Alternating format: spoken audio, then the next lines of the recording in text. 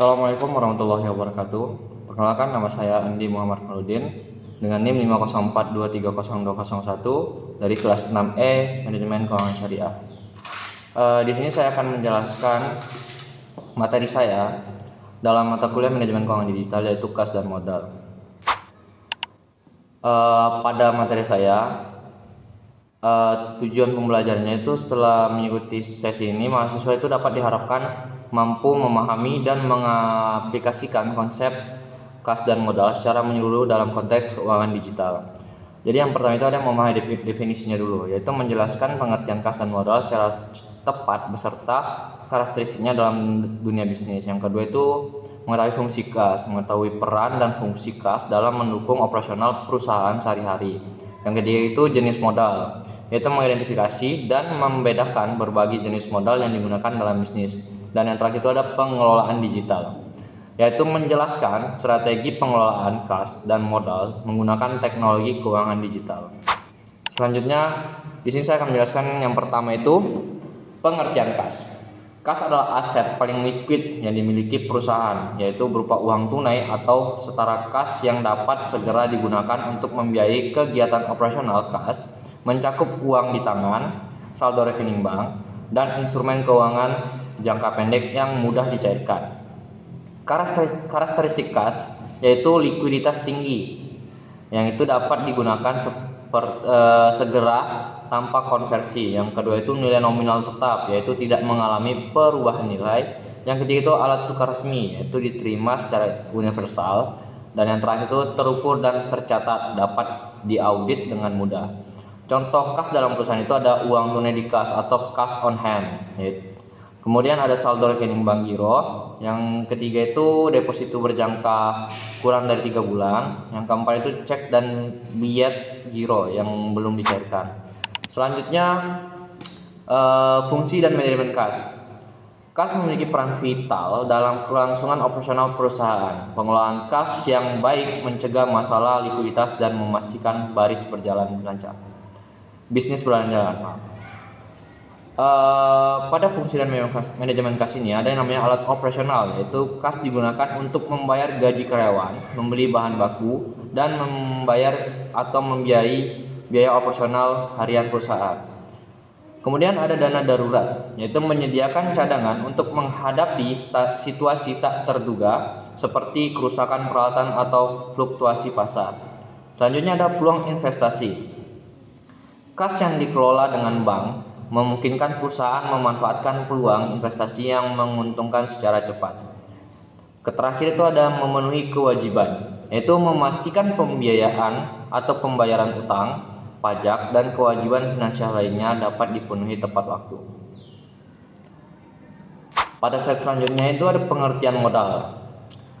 Definisi modal tersendiri adalah modal adalah seluruh kekayaan perusahaan, baik berupa uang maupun barang yang digunakan untuk menjalankan kegiatan usaha. Guna menghasilkan keuntungan, modal merupakan fondasi dari setiap aktivitas bisnis. Peran modal tersendiri yaitu dalam bisnis membiayai pembelian aset dan infrastruktur, menjalankan operasional bisnis, mengembangkan dan memperluas usaha, dan terakhir menyerap tenaga kerja yang meningkatkan produktivitas. Perbedaan kas dan modal tersendiri dalam aspek yaitu bentuk. Dalam aspek bentuk, kas itu memiliki bentuk uang tunai, sedangkan modal itu uang dan aset. Dalam aspek cakupan, kas itu sempit, sedangkan modal itu luas. Dalam aspek fungsi, kas itu alat bayar, sedangkan modal itu fondasi bisnis. Dalam aspek hubungan, kas itu bagian dari modal, sedangkan modal itu mencangkup kas, jadi saling terhubung. Terus selanjutnya tuh jenis-jenis modal. Modal itu ada yang dalam materi saya.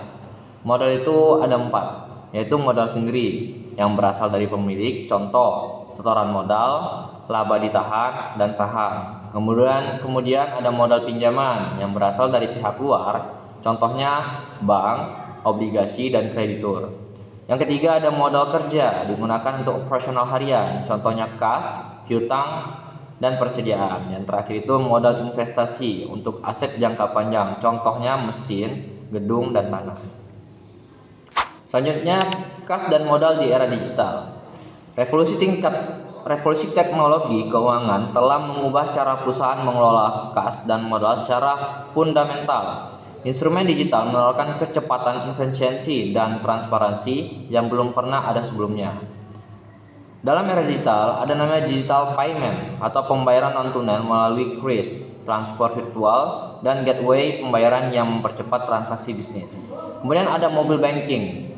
Ada mobile banking, yaitu akses rekening dan manajemen keuangan perusahaan kapan saja melalui smartphone dengan fitur lengkap. Kemudian ada e-wallet atau dompet digital seperti GoPay, OVO, dan Dana memudahkan pengelolaan kas operasional skala kecil sampai menengah. Kemudian ada fintech atau platform pinjaman online seperti crowdfunding dan investasi digital membuka akses modal bagi lebih banyak pelaku usaha. Selanjutnya, pada sesi selanjutnya itu dashboard keuangan digital. Mungkin kalian bertanya-tanya apa itu dashboard keuangan. Di sini dalam proyek saya itu ada namanya dashboard keuangan digital. Adalah antarmuka visual yang menampilkan data keuangan perusahaan secara real time, mencakup arus kas, posisi modal, pengeluaran, dan proyeksi keuangan dalam satu tampilan terpadu. Manfaat utamanya itu dalam dashboard keuangan ini yaitu pemantauan keuangan secara real time, terus pengambilan keputusan berbasis data, otomatisasi laporan keuangan, terus integrasi dengan bank dan e-wallet. Contoh platform dashboard ini yaitu ada Accurate Online atau software akuntansi berbasis cloud untuk UMKM Indonesia dengan fitur laporan kas otomatis. Kemudian ada Journal by Mercury. Itu platform keuangan yang terintegrasi untuk manajemen kas, modal, dan pajak secara digital. Kemudian ada Buku Warung atau Buku Kas, aplikasi pencatatan keuangan sederhana untuk pelaku usaha mikro dengan fitur laporan arus kas. Selanjutnya, strategi pengelolaan kas dan modal yang efektif. Pada strategi ini mencakup 4, yaitu yang pertama forecast arus kas, adalah proyeksi pemasukan dan pengeluaran bulanan. Kemudian ada yang kedua itu rekening terpisah, yaitu pisahkan keuangan pribadi dan bisnis.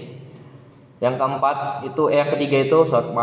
ketiga itu teknologi digital, yaitu gunakan aplikasi keuangan dan dashboard. Yang keempat itu evaluasi modal, yaitu pantau ROI dan optimalkan alokasi modal. Itulah strategi-strategi dalam pengelolaan kas dan modal yang efektif. Selanjutnya itu kesimpulan dari materi saya. Yang pertama itu ada poin-poin penting nih. Yang pertama itu adalah kas adalah aset paling liquid. Kas merupakan tulang punggung operasional perusahaan. Menjaga arus kas positif adalah prioritas utama setiap bisnis, besar maupun kecil. Yang kedua itu modal lebih dari sekedar uang. Modal mencakup seluruh kekayaan bisnis, dari kas, aset fisik, hingga investasi. Memahami jenis modal membantu perencanaan keuangan yang lebih matang. Ketiga, ada teknologi digital mengubah segalanya. Fintech, e-wallet, mobile banking, dan dashboard keuangan digital yang tadi saya jelaskan itu memberikan alat yang powerful untuk mengelola kas dan modal secara efisiensi dan transparan. Yang keempat dan terakhir itu pengelolaan yang efektif. Pengelolaan efektif itu dapat menjadi sesuatu bisnis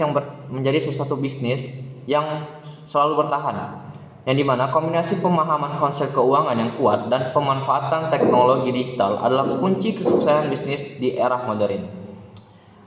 Baiklah, itu saja pemaparan materi atau penjelasan dari saya tentang kas dan modal. Lebih kurang atau kesalahpahaman atau salah belit kata yang saya sampaikan, saya memohon maaf. Saya Ferry, wabillahi taufiq wal hidayah. Wassalamualaikum warahmatullahi wabarakatuh.